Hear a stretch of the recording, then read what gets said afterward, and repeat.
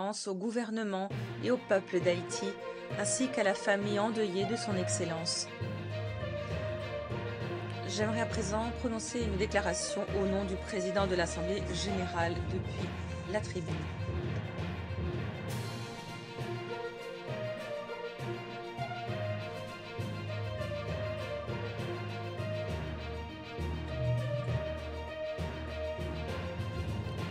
Excellence. Excellences, Mesdames et Messieurs les représentantes et représentants, c'est le cœur lourd que je prononce aujourd'hui cette déclaration. Je condamne, en les termes les plus fermes, l'assassinat du président Jovenel Moïse de la République d'Haïti. Je le dis au nom des 193 États membres des Nations Unies et de l'Assemblée générale, réitérant la déclaration précédemment prononcée par la communauté des Nations Unies, y compris par le secrétaire général, le Conseil de sécurité des Nations Unies et le groupe consultatif ad hoc de l'ECOSOC sur Haïti. J'adresse toutes mes condoléances au peuple et au gouvernement d'Haïti. Nous sommes face à une tragédie qu'aucun pays ne devrait avoir à subir.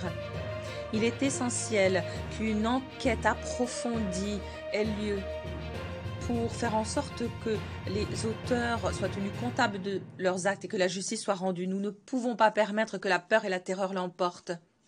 La haine n'a pas sa place, pas plus que le racisme, quelle que soit la société, face à cette attaque brutale contre la démocratie. Je demande à toutes les Haïtiennes et les Haïtiens de rester calmes, de faire montre de retenue, de préserver l'ordre constitutionnel et de défendre la primauté du droit.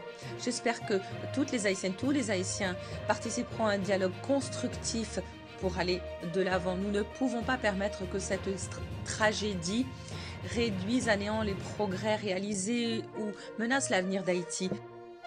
Il est de notre responsabilité de soutenir le peuple d'Haïti dans ses efforts pour défendre la justice et la primauté du droit. C'est là le seul moyen de garantir les droits humains universels, la paix, la sécurité et le développement durable en Haïti.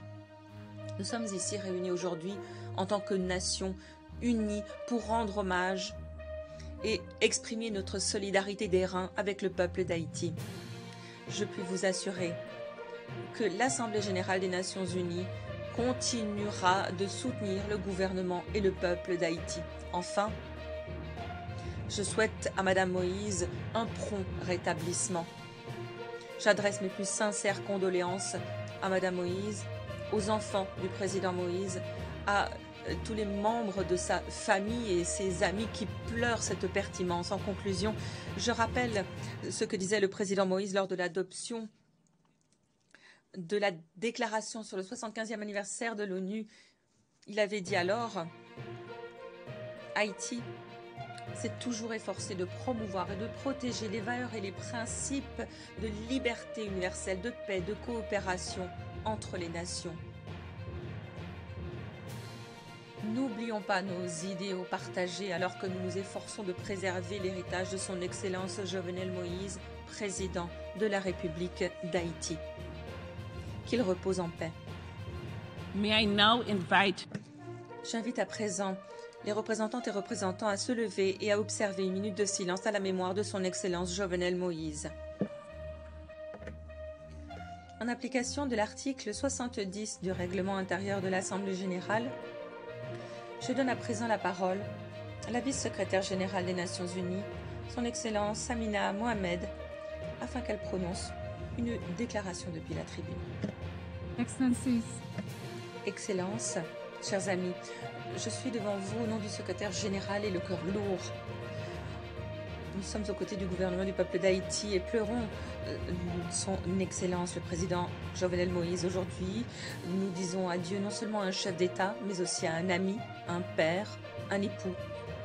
Nous adressons toutes nos condoléances et rendons hommage à sa femme, la première dame Martine, à ses enfants, Jomani, Jovelan et Jovenel Junior, ainsi qu'à l'ensemble des Haïtiens et Haïtiennes qui voient dans cette perte tragique une attaque contre la dignité et la souveraineté d'un peuple et une attaque contre la démocratie. J'étais en Haïti l'année où le président Moïse a pris ses fonctions en 2017. Nous sommes rendus dans le sud du pays où il nous a montré avec fierté les infrastructures agricoles, les projets énergétiques qu'il déployait dans tout le pays. C'est avec un grand enthousiasme qu'il nous avait conviés à le rejoindre sur un bulldozer manié par une jeune femme qui bâtissait une route dans un village. Nous avons compris alors sa vision qui visait à créer des infrastructures durables en Haïti, à créer un secteur agricole prospère. Le président Moïse comprenait les nombreuses difficultés complexes auxquelles il se heurtait et il nous a beaucoup éclairés dans nos efforts en matière de prévention, de consolidation de la paix et de renforcement de la paix en Haïti.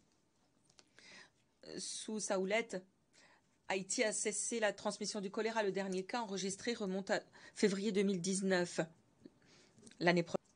La République d'Haïti lutte depuis longtemps contre la tragédie, les troubles. L'assassinat de son président a brutalement et de manière illicite privé le pays de son dirigeant et a eu des conséquences néfastes sur les efforts déployés pour ramener la stabilité dans ce pays. Madame la Présidente, feu le président Moïse faisait partie de la famille de la CARICOM. C'était un membre de notre famille qui nous tenait très à cœur. Nous porterons à jamais le stigmate de cet acte tragique et brutal qui a rempli de tristesse le peuple d'Haïti, ainsi que les peuples de la CARICOM et du reste du monde. Rien ne saurait justifier cet acte inhumain survenu sur le sol haïtien et ayant visé le président Moïse. Nous devons donc le condamner et ses auteurs doivent être traduits en justice si nous voulons éviter l'effondrement de la civilisation en Haïti. La CARICOM s'est déjà engagée à soutenir Haïti alors qu'elle s'efforce de rebâtir, de consolider ses institutions politiques, démocratiques et légales. Nous sommes disposés à tout mettre en œuvre pour garantir la paix et le développement durable dans cette nation sœur. Madame la Présidente, la CARICOM est aux côtés de ce pays, frère en ces heures difficiles, et adresse toutes ses condoléances à la famille de feu le président Moïse ainsi qu'au gouvernement et au peuple d'Haïti. Ils demeureront dans nos pensées, dans nos prières, alors qu'ils s'efforcent de se remettre de cet acte empreint d'une immense lâcheté. En conclusion, je vous implore de continuer de prier pour la santé de la première dame Martine Moïse, qui il y a quelques semaines à peine s'adressait à cette auguste assemblée au nom de la CARICOM. Madame la Présidente, la CARICOM demeure toute disposée à jouer un rôle de chef de file à l'heure de faciliter un processus de dialogue national et de négociation afin d'aider le peuple haïtien et ses institutions à forger une solution endogène à long terme pour surmonter cette crise et les autres difficultés rencontrées. Je vous remercie, Madame la Présidente. Je remercie le représentant de Saint-Kitts et Nevis. Général, Excellences, Mesdames, Messieurs les ambassadeurs, distingués délégués, je vous remercie au nom du gouvernement et du peuple haïtien et en mon nom propre d'avoir bien voulu réserver ce moment spécial pour saluer la mémoire du 58e président de la République d'Haïti, son Excellence Jovenel Moïse, dont l'assassinat lâche et barbare le 7 juillet dernier a révolté la conscience de tous ceux qui l'ont connu. Les nombreux messages de sympathie qui nous sont parvenus de partout témoignent l'étendue de la tristesse causée par cette action odieuse qui a été condamné dans les termes les plus forts par l'ensemble de la communauté internationale. Je tiens donc à remercier très sincèrement toutes celles et tous ceux qui, dans un élan spontané de solidarité, sont venus au nom de leur pays rendre un dernier hommage à ce grand leader caraïbéen. Je voudrais également remercier très sincèrement tous les intervenants pour les paroles aimables ainsi que les sincères condoléances adressées au gouvernement et au peuple haïtien et à la famille de l'illustre défunt, notamment son épouse qui a été grièvement blessée durant l'attentat meurtrier, mais dont le cas, grâce à Dieu, ne suscite plus d'inquiétude. Soyez assurés que le peuple haïtien en est profondément touché. Madame la vice-présidente, permettez que je prenne un peu de votre temps pour camper devant vous cette personnalité dont la vie a été fauchée il y a juste une semaine par les balles à racines de ses bourreaux. D'origine sociale très modeste, le président Moïse est né le 26 juin 1968 à Trou-du-Nord, une commune du département du Nord-Est, d'un père mécanicien et agriculteur et d'une mère couturière et marchande.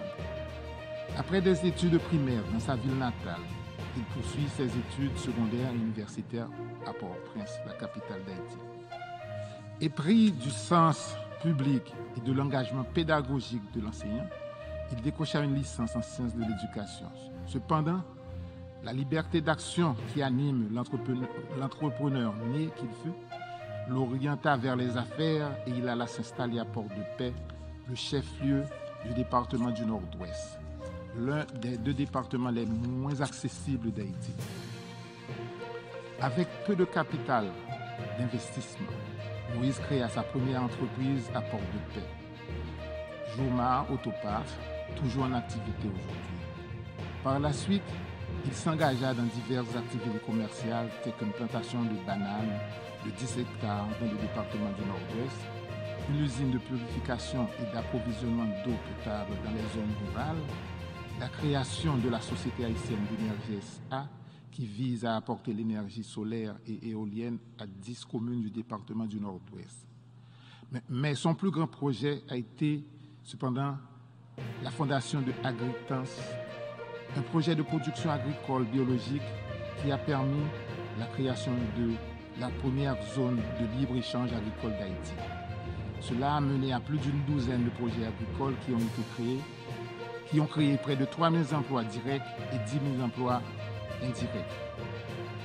Le président Moïse a également milité dans les chambres de commerce du pays jusqu'à devenir le secrétaire général de la Chambre de commerce d'Haïti, où il a contribué à accroître la représentation des chambres de commerce régionales au sein de l'organisation nationale. Tout de même, son accession à la présidence était prédestinée. En 2015, il se porta candidat aux élections pour la présidence et dont il gagna le premier tour. Suite à des contestations, ceci malgré l'avis contraire des observateurs internationaux, les élections furent annulées et reprises un an plus tard. Une fois encore, le candidat Moïse sortit victorieux dès le premier tour et le 7 février 2017, il prit fonction comme 58e président de la République. Devenu président, sa vision politique et de développement durable fut axée sur 7 priorités qu'il caractérisait comme les prérequis de développement. Construire des infrastructures énergétiques et routières et portières. Augmenter la production agricole et améliorer l'environnement. Renforcer les infrastructures hydrauliques et sanitaires. Réformer l'État et maintenir la stabilité politique et sociale. Transformer Haïti en une destination d'investissement. Améliorer les infrastructures et la qualité de l'éducation et promouvoir la stabilité à l'aide de projets sociaux. Aussi, s'attaquant aux défis de sous-développement chronique dont souffert Haïti, ayant à l'esprit l'agenda des objectifs du développement durable 2030, il adopta sa stratégie de caravane du changement. Il s'agissait d'un ensemble d'interventions ponctuelles du type coup de poing pour répondre à des exigences infrastructurelles, par exemple curage et construction de canaux d'irrigation et d'évacuation d'eau de surface, des routes agricoles, des blocs de production, en plus des mesures idoines pour améliorer la qualité et l'accès à l'éducation, fournir de l'eau potable et non des moindres, effectuer les réformes institutionnelles susceptibles de permettre à Haïti d'attirer des investissements durables et de fournir des services de base de qualité au peuple qui, reconnaissent-ils, a trop souffert. Un Haïtien authentique qui s'estima à la dimension de Henri Christophe, le roi bâtisseur du Royaume du Nord, président Jovenel était le chef d'État des grands chantiers. Il ambitionna de construire 4000 km de routes durant son quinquennat dans le but de désenclaver les régions reculées du pays. Son ambition